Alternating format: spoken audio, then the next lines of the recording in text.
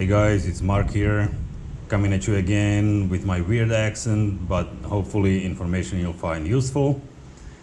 What I got here today are two different mushrooms and ginger, and I'm gonna be prepping stuff for a basically mushroom brew that I regularly make for myself. I got Cordyceps Militaris here.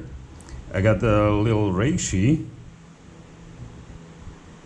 and I got ginger just for flavor as well. Here I have a prepared substrate into which I will put the inoculated seeds from the Cordyceps for the second flush, hopefully. And a paper towel will cover it to keep the moisture sealed in. I've done it that way before and it worked. So, first step, I'm gonna separate the inoculated seeds from the Cordyceps mushrooms. Gonna separate mushrooms, which I'm going to use for the brew. I'm gonna chop it up. Then I will chop up this reishi and eventually this little bit of ginger. I keep my hands in the dirt a lot every day, pretty much, so don't judge me on that. I got dirt behind my nails, and basically I plant things, I replant things, so it's hard to keep hands squeaky clean and looking perfect when you got your hands in the dirt all the time. So don't judge me on that. Without further ado, let's get cracking here. Cordyceps is actually a parasitic fungus. It infects insects and destroys them from the inside by sprouting out through their body, usually a skull, like an alien. But as is apparent here, it can also be cultivated at home. No insects destined for brutal death needed for that, just inoculated seeds. In traditional Chinese medicine, Cordyceps has been used for centuries and is credited mostly with the ability to increase energy and enhance libido, but also a host of other health benefits. A number of scientific studies have been carried out to analyze the properties and health effects of Cordyceps, but most have been done on animals or laboratory tissue. I'll mention a few. The links to the studies will be in the description. For example, a study published in the International Journal of Medicinal Mushrooms Volume 18 found that taking Cordyceps prolonged the time that mice could swim and increased the amount of glycogen in the liver and muscles, which has an anti-fatigue effect and increases the use of oxygen and the elimination of lactic acid. Cordyceps has also been shown to counteract the effects of oxidative stress, which is known to accelerate aging and promote the onset of disease. That's according to a 2016 study published in Alternative Therapies in Health and Medicine. The study, which was done with human peripheral blood cells, concluded that supplementation with Cordyceps sinensis, the equally potent brother of Cordyceps militaris, results in reduction of DNA damage. As to why, the study postulates the scavenging properties of the fungus as well as its ability to stimulate DNA repair may be behind the effect. Similarly, a 2015 study published in the International Journal of Molecular Medicine found that Cordyceps sinensis extends the life of the fruit flies through an anti-oxidative stress pathway. In tests done on mice, it was observed that those who had taken CS4, a synthetic strain of Cordyceps sinensis, lived several months longer than those in the control group who ingested placebo. That's according to a 2011 study published in the Federation of American Societies for Experimental Biology journal. CS4 was also used in the study published in 2004 in the Chinese Journal of Integrative Medicine. The study tested the effects of the fungus on the exercise capacity of the healthy elderly people in a randomized, double-blind, placebo-controlled trial. The study found that after ingesting 3 grams of CS4, the level of physical condition of the elderly participants increased by 7%. A research published in the Indian Journal of History of Science analyzed Cordyceps sinensis and concluded that Cordyceps can fight sexual dysfunction and be a natural alternative to Viagra. The researchers called Cordyceps sinensis a Himalayan aphrodisiac. A 2009 study published in Phytotherapy Research subjected aged mice and castrated rats to water maze and avoidance tests and demonstrated that Cordyceps sinensis can improve memory, promote sexual function, and has an anti-aging effect.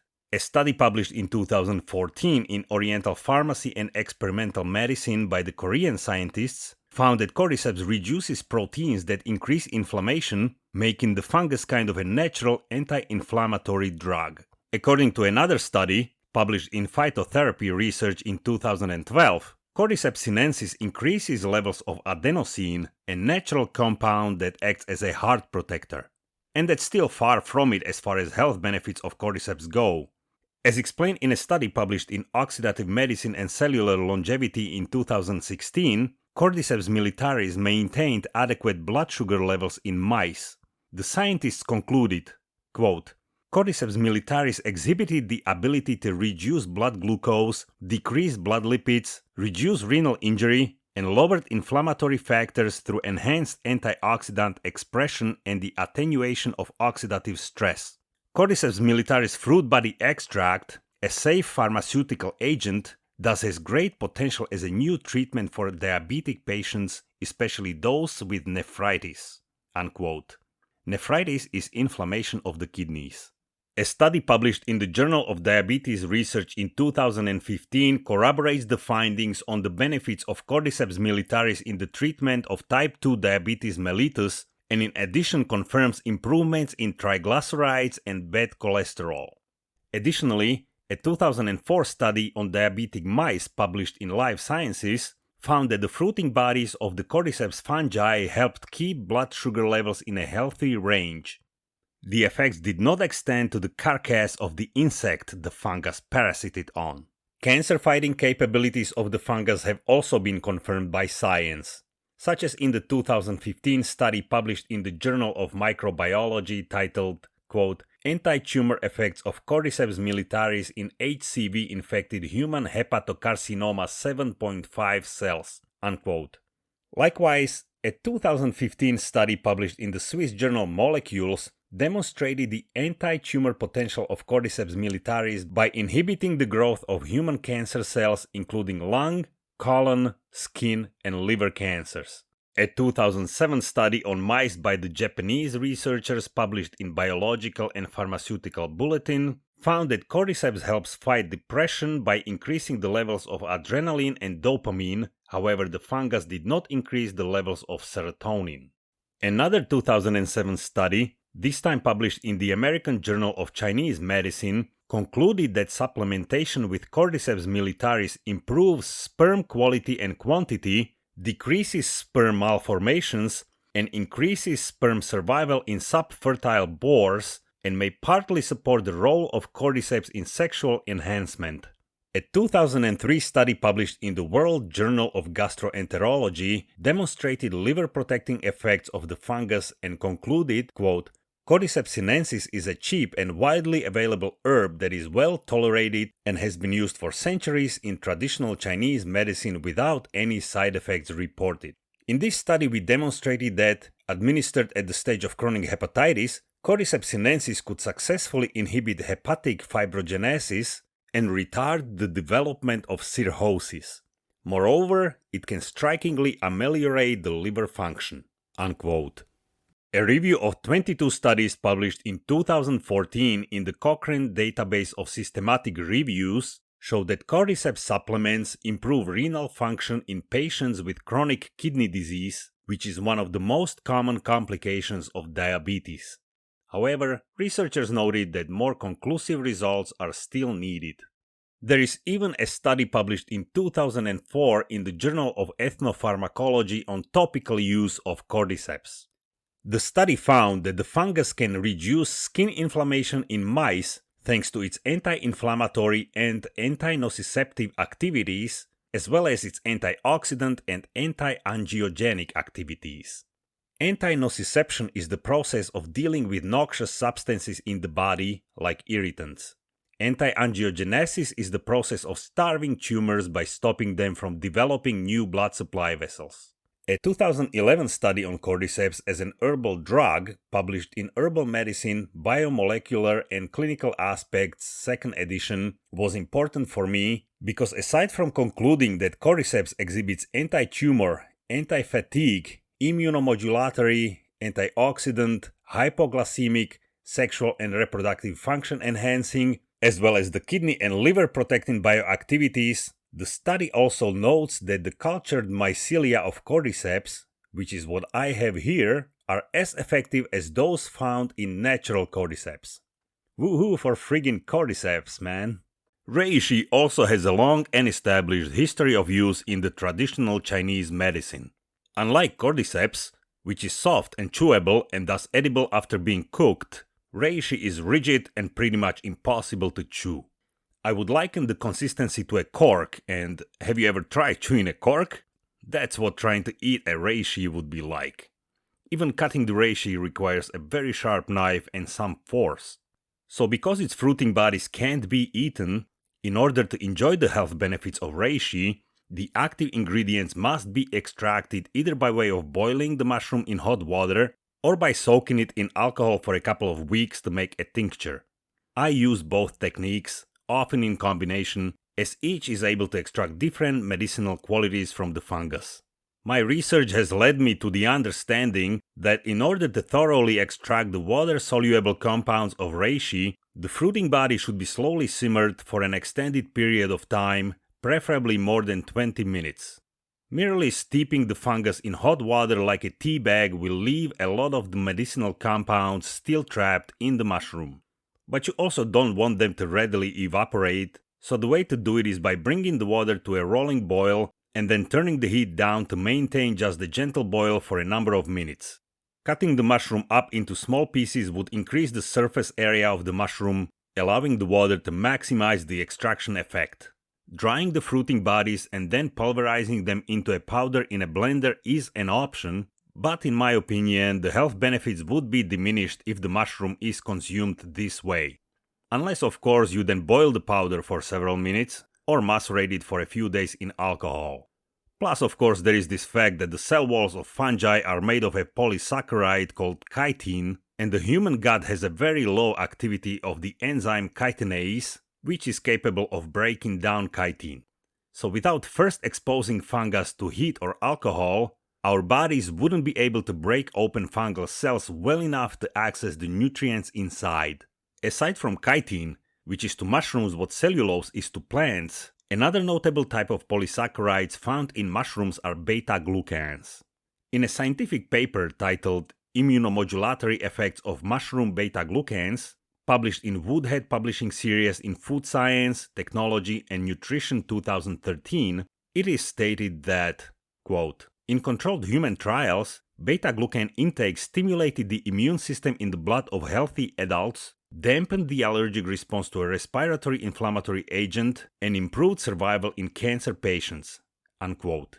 While beta-glucans can also be found in whole grains, cereals, oats, and seaweed, according to a study published in Evidence-Based Complementary and Alternative Medicine in 2014, compared to beta-glucans from other sources, the structural difference, chemical viabilities including molecular weight and water solubility, made the beta-glucans from mushrooms more bioavailable and favorable for adjunct therapeutic applications. A 2013 scientific paper published in the International Journal of Medicinal Mushrooms concluded that the bioactive components found in the Ganoderma lucidum, which is the Latin name of the reishi mushroom, have numerous health properties to treat disease conditions such as liver dysfunction, chronic hepatitis, kidney inflammation, hypertension, excess fat in blood, arthritis, physical and mental exhaustion, insomnia, bronchitis, asthma, gastric ulcers, atherosclerosis, low white blood cell count, diabetes, anorexia, and cancer. The paper notes that in spite of the voluminous scientific literature on the health benefits of Ganoderma lucidum, the mushroom is used mostly as an immune enhancer and a health supplement, not therapeutically. A 2003 study published in Immunological Investigations found that reishi stimulates the growth of natural killer cells, which have the ability to combat cancer and infections in the body. The study concluded that the polysaccharides fractions extracted from Ganoderma lucidum enhanced the immune responses in patients with advanced stage cancer. Similarly, a 2001 study published in the Journal of Bioscience and Bioengineering found that both water-soluble as well as water-insoluble extracts from the culture broth of Ganoderma lucidum were very effective in inhibiting the growth of several human cancer cell lines. In another study, published in 2010 in the Hiroshima Journal of Medical Sciences, it was found that a water-soluble extract of Ganoderma lucidum reduced the size and number of tumors in the large intestine of colorectal cancer patients. A 2014 study published in Molecules, which was done on rats, showed that reishi can effectively combat hypertension and showed that not a single compound, but rather an aggregate of active compounds acting together helped to achieve the significant decrease in blood pressure. A 2013 study published in BCM Complementary Medicine and Therapies tested the effects of reishi on rats subjected to stress and fear conditioning. The study concluded that the reishi had anti-depressant and anti-anxiety effects.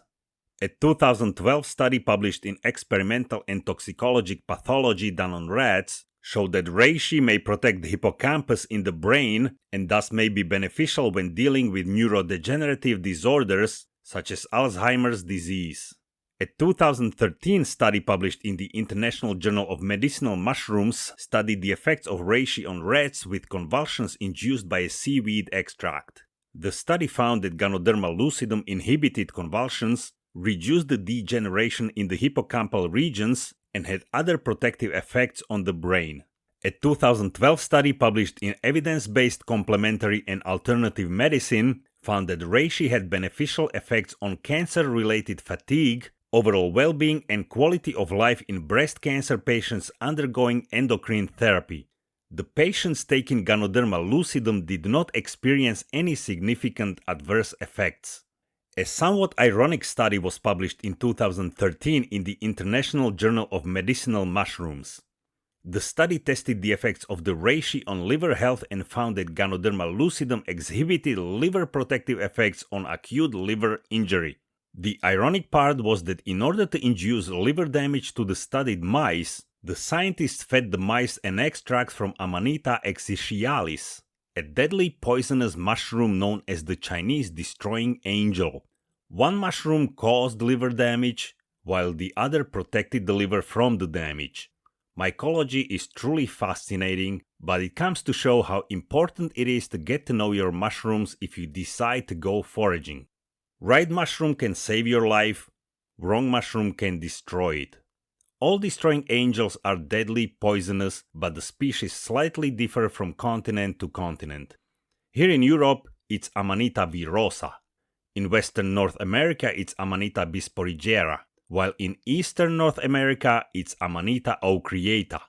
Destroying angel, along with its genus cousin Amanita phalloides, commonly known as the death cap, as well as some non-Amanita deadly poisonous mushrooms like Galerina marginata, commonly known as the funeral bell, should be well familiar to everyone even remotely considering a trip to the woods to pick up mushrooms. Back to reishi. The inclusion of the fungus as one of the superior tonics in Shen Nong Ben Chao Jing is the testament to more than 2,000 years of its medicinal use.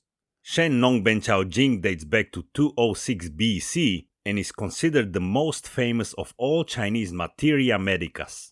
Superior tonics of the time were believed to prolong life, prevent aging, boost qi, improve eyesight, strengthen bones and muscles, and generally benefit in healing of all ailments. Chinese royalty referred to reishi as the fungus of immortality, and until not too long ago, due to its rarity and the difficulty to access places where it grew, the consumption of Ganoderma lucidum was reserved for the upper class of society. Aside from the already mentioned beta-glucans, another significantly bioactive compound of the reishi are triterpenoids.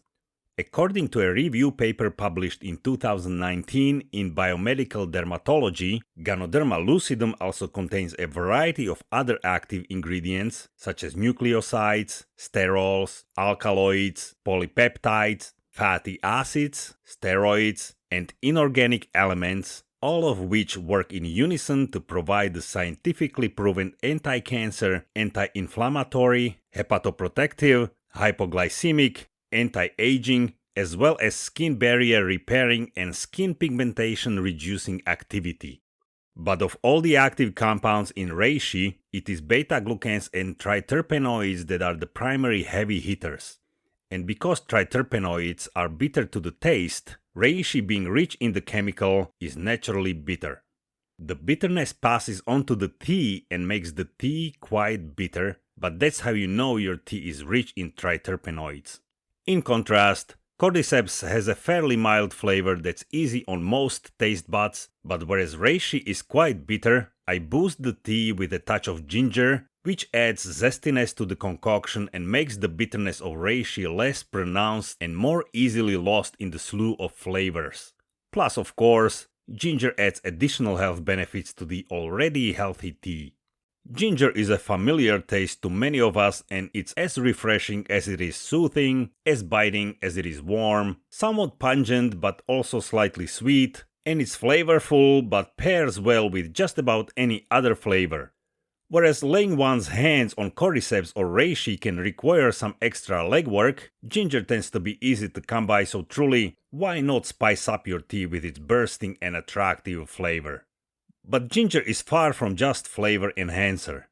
For example, ginger possesses multiple biological activities, including antioxidant, anti-inflammatory, antimicrobial, anti-cancer, neuroprotective, cardiovascular protective, respiratory protective, anti-obesity, anti-diabetic, anti-nausea, and anti-anemic activities.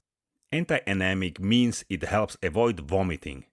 That's per a review paper published in 2019 in a scientific journal Foods. A different review paper, also published in 2019 in Food, Science and Nutrition, notes that anti-inflammatory, antioxidant, anti-tumor and anti-ulcer effects of ginger have been proven in many scientific studies. Yet another review paper of ginger's anti-inflammatory properties, published in 2013 in the International Journal of Preventive Medicine, concluded that ginger can reduce muscle pain after intense physical activity, and its functional ingredients like gingerols, shogaol, and paradols can prevent various cancers, improve cardiovascular disorders, diabetes mellitus, and gastrointestinal health. Similarly, a 2010 study published in the Journal of Pain also demonstrated that consumption of raw and heat-treated ginger resulted in moderate to large reductions in muscle pain following exercise-induced muscle injury. All in all, the combination of the two medicinal mushrooms, along with ginger, make for a refreshing yet health-promoting beverage. In this preparation, I used ginger bought from a lady who grew it herself, and both mushrooms were grown by me from inoculated seeds I bought from a reputable source in the European Union. I also grow lion's mane on hardwood logs, but I don't make teas from lion's mane. I cook the fungus and eat it as a meal. As a brief disclaimer, I will remind you that I'm not an expert on anything, so if you need an expert advice, find an expert. I share the information in good faith that you will find it helpful, but all of it is either my opinion or is based on information from the third parties readily available on the internet. I am not a doctor, a lawyer, a psychiatrist, or your mother. I cannot give you medical advice or diagnosis, and as such, nothing contained in this video should be construed as such advice or diagnosis. The information in this video is provided as an information resource only and does not substitute for professional medical advice. If you seek medical advice, diagnosis, or treatment, I advise you to consult a medical professional or healthcare provider. I am not liable for risks or issues associated with using or acting upon the information in this video. Yeah. Okay, here I am in the kitchen. As you can see, I have terrible light here, no windows. Anyway, here's my pot. That's my pot. I got filtered water in there, so that goes on the stove. There it up.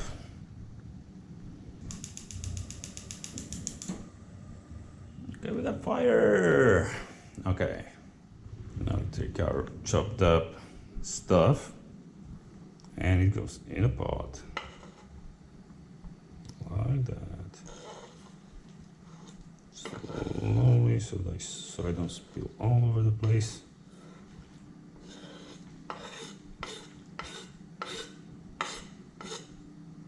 There you go. Everything's in there. I have about 1.5 liters of water, and that's what it looks like.